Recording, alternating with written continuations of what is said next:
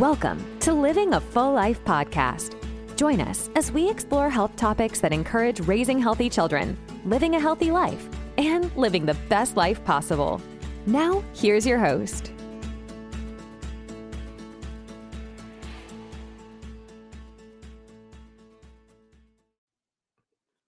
I'm your host, Dr. Enrico Dolce-Corri, and this week's topic, toxins are everywhere. Doomsday, right?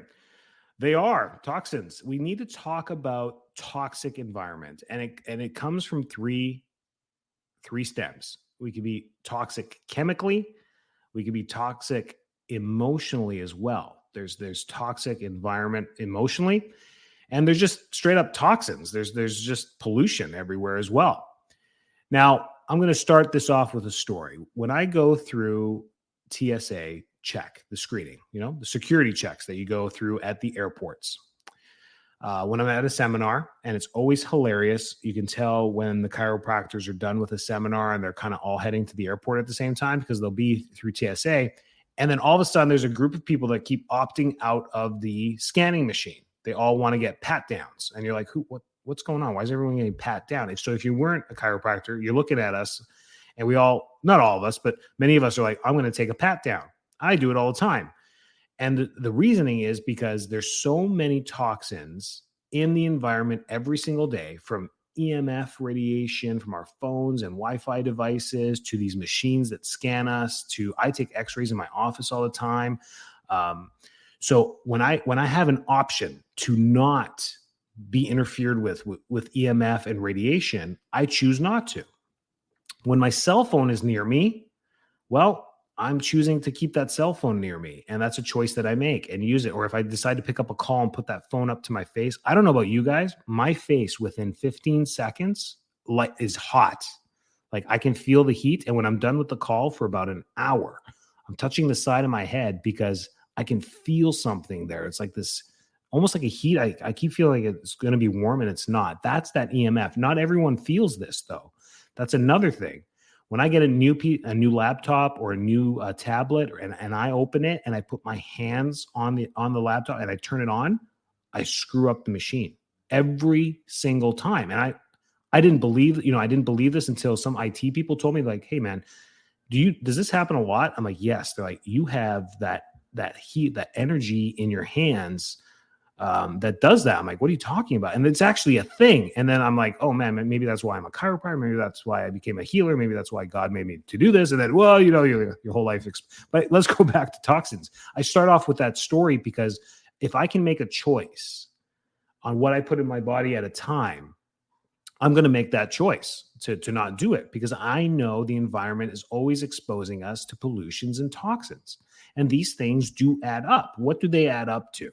They add up to being stored in the body. They really do. They get stored. We can't process everything. There are some plastics. There's some estradiols we're exposed to all the times, and oils that don't process through the body.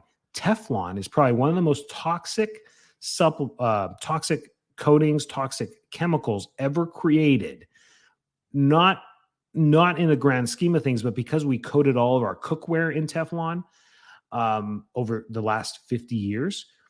If you look at any of these Teflon coated pans that you may have, because in America they still sell them, it's banned in many countries, and you see scratches on your pan, where did those scratches go? They went onto your food, onto the spatula, wherever, and you probably ingested a little bit of it. Teflon cannot be removed from the body. Once it's in you, there is no detox you can do. There's no binders you can take. There's nothing that will remove Teflon from your body. Now, long-term effects of this, what do we know? We know having something like that in your body is just not good. Has it been linked to cancers? Some studies say yes, some studies say no, but it doesn't matter. It screws up metabolic processes in the body. That's just one example. Teflon, banned in, I think, 18 different countries around the world. So that's one. So when we have choices, maybe we shouldn't buy the Teflon cookware. Maybe we should buy the stainless steel or the cast iron. Those are decisions we can make there. When we decide to drink water in our home, maybe don't pour it straight from the tap. I don't care where you live. Some parts of the country have some of the best drinking water, and that's pretty bad. Calgary was ranked where I grew up number 2 in the world almost every single year for water quality. And I still think we filtered that water. So I think there's a city in Cologne, Germany is always number 1 for whatever their treatment process is.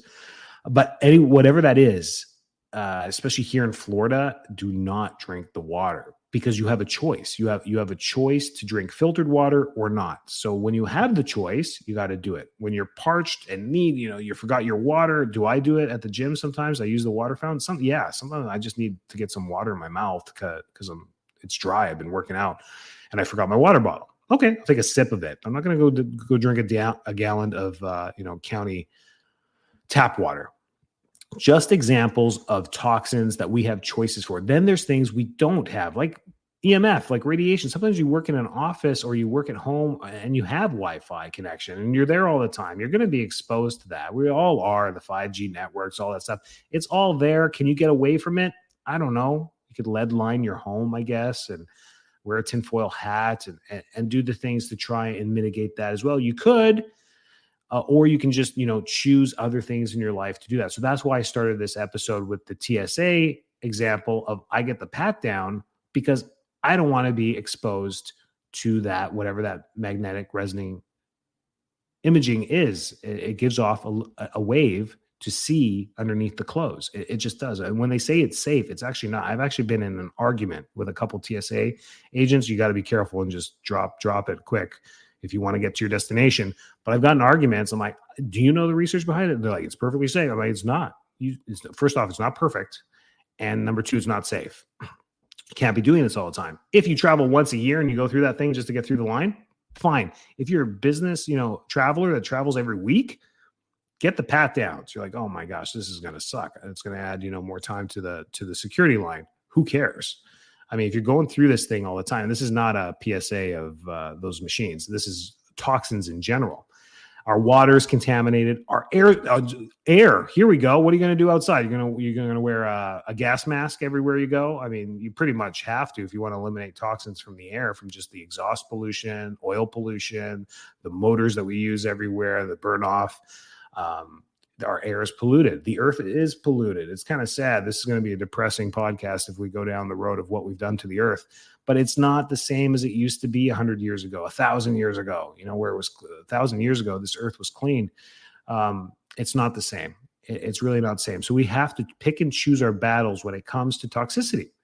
And eating clean and drinking clean water is the utmost of importance when it comes to raising a healthy family, because you just want to mitigate as many toxins as you possibly can. You can't do it all. You can't be invincible to this stuff. It just won't happen. So an air purifier in your home, utmost importance. Making sure your handlers are cleaned in your home, your HVAC is cleared, mold-free, mildew-free. These things are so you have to mitigate mold. You smell it in your car, mitigate it immediately. Check the AC, check the vents, check the carpet, check everything. I mean, you don't need to have a scientist come in there and swab everything. You just need to thoroughly go around. And if you have a smell of mildew or mold anywhere, you got to mitigate it. Get a mildew killer and a mold killer, clean the carpets, get it out. Because if you're sitting in this car 30 minutes each way each day, you're going to be exposed to mold. Mold is no bueno. Bad. It spores in your sinuses. It spores in your lungs.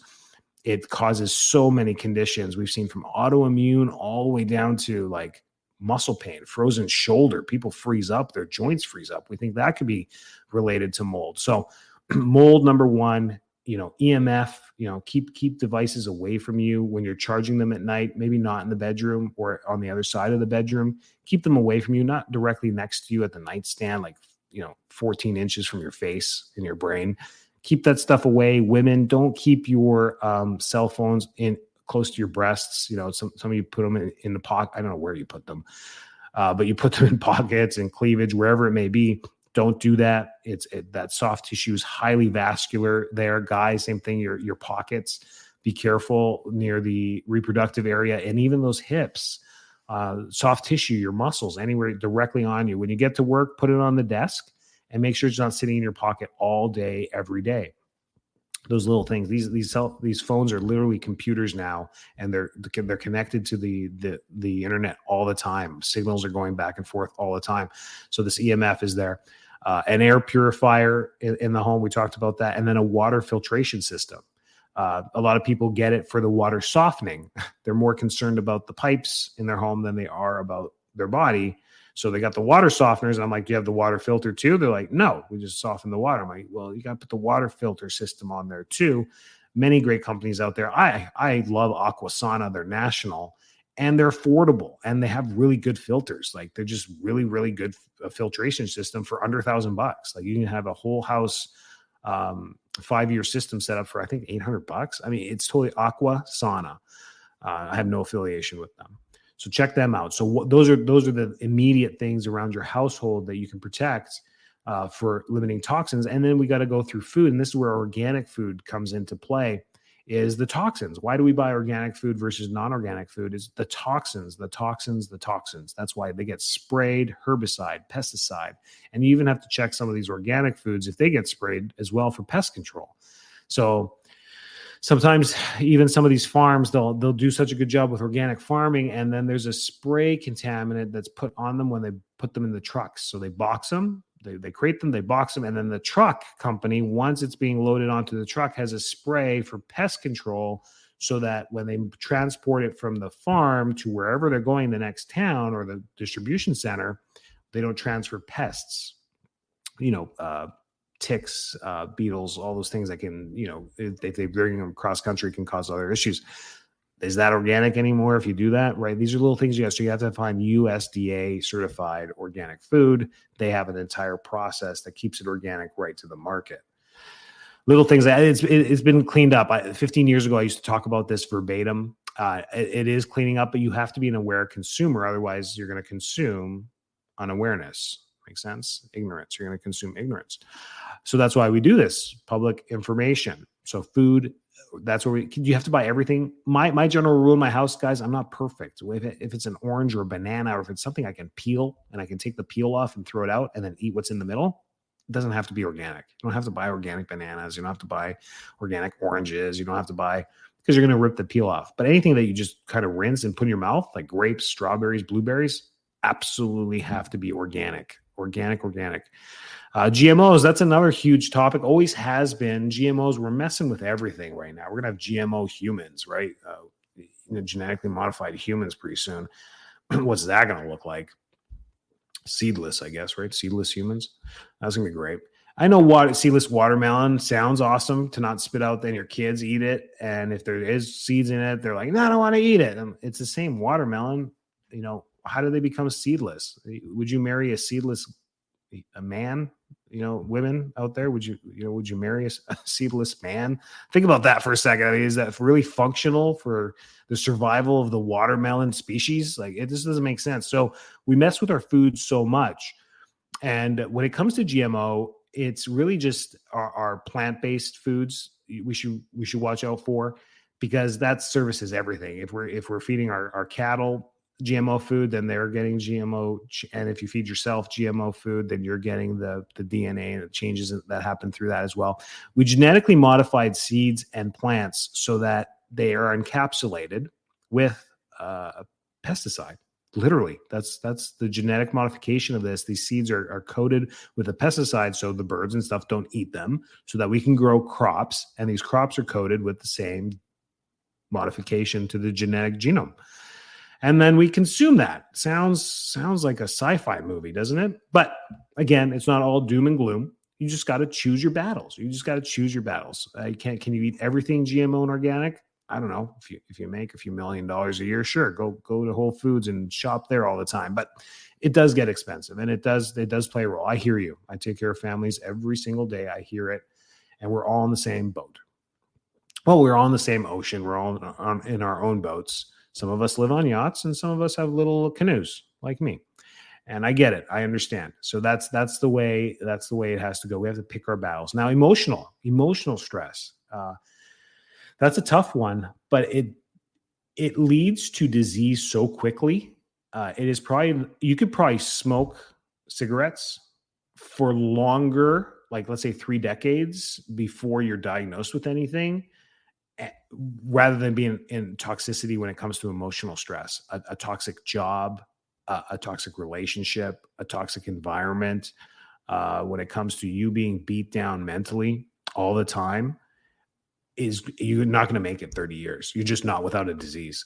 Something's going to, you're going to break down the body a lot faster. This is a tender topic to talk about, but you need to be aware of it. And if you're in a toxic scenario, you have to mitigate it for your own health. I'm talking to you through this microphone with love, with respect. You have to mitigate toxicity in your life. It leads directly to those diseases we don't want to talk about, the C word, the cardiovascular, heart attacks, strokes. Like, this stuff will happen.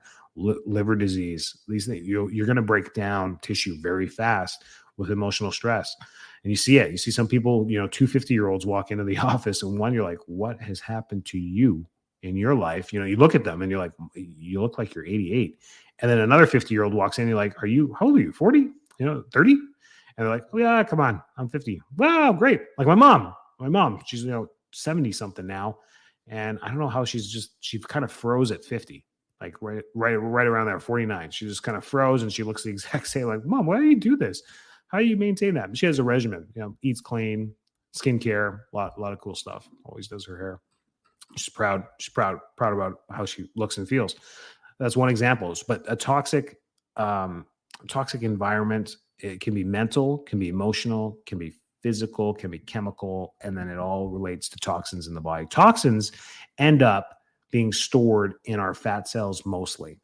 So, but they have to be metabolized. They have to come in somehow. You either eat it, you ingest it, you drink it, or you're exposed to the radiation, which causes oxidative stress around your cells. And then those cells have to be processed. They have to be broken down. So your immune system's constantly trying to break this stuff down. So if you're always exposed to high EMF areas, you're always going through this oxidative stress in the body, which is taxing. And if you're always consuming toxic food, you're always in an inflammatory state, which is taxing. So that's what we're talking about with all of this. Emotions work a little different. Emotions will actually compartmentalize in the body as symptoms. So mental stress will create symptomatology in the body. It's usually pain, discomfort, tightness. A lot of people, pain, neck pain.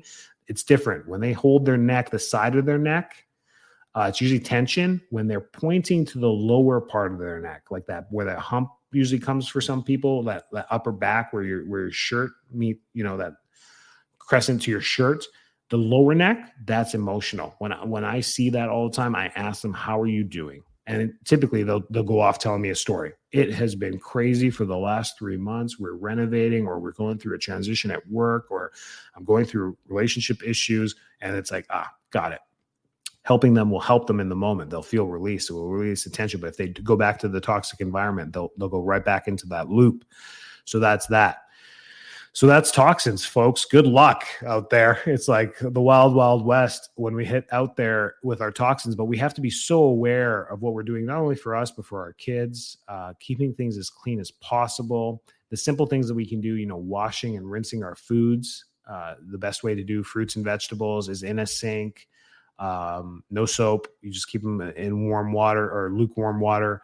And there's some natural vegetable cleaners out there as well. You can spray it right into the water in the sink, leave them in there. I remember my dad doing this ever since I was a kid. He would just fill up the sink with water, and then I dump all the grapes in there, or dump the strawberries in there, and just let them soak a little bit, and then rinse them off, or take them out, rinse them off. And that was just the way we ate our fruits and vegetables. Those are little things to do, whether they're organic or not. Cleaning our fruits and vegetables, washing our hands when we cook food, and then pure water. I think if we had to put it from number one, the number one thing to do is filtered water. Filtering our water through a filtration system, even a carbon filter, will remove 98% of everything out of there. 70, from like 70 to 80 toxins that are in the water treatment process. And so that's number one. Number two would then be air in the house, making sure the air is clear, filters being changed, making sure the HVAC is clear, the furnace is clean, the ducts get cleaned out, and then mitigating mold, checking for mold every year. So you look around your windowsills, for any moisture. You look at the ceiling for any moisture or drips. And if it is, you just have to punch a little hole in the drywall and look behind it. If you see anything black or dark green, you're going to have to keep cutting until you remove all of that or call a professional to do that. Mold is no joke. That's the top two. And then toxic environment. Good luck with that. I mean, if you're in a relationship or in a work position for this, it's easy to say, quit, go find another job. Yeah, well, I don't know. Sometimes we're tied into a good paying job. Sometimes I feel you. Let's not make this all a trigger for anyone that's listening to the podcast. Stay healthy. If you have questions, reach out to us. Like, share, comment. Please get this podcast out there. We are not going to stop. We're going to keep dropping tidbits every single week. Have a healthy week. Take care. Catch you next time. Thanks so much for tuning into this episode of Living a Full Life podcast. If you're enjoying the show, please feel free to rate, subscribe, and leave a review wherever you listen to your podcasts. That helps others find the show, and we greatly appreciate it. Thanks again for tuning in, and we'll catch you in the next episode.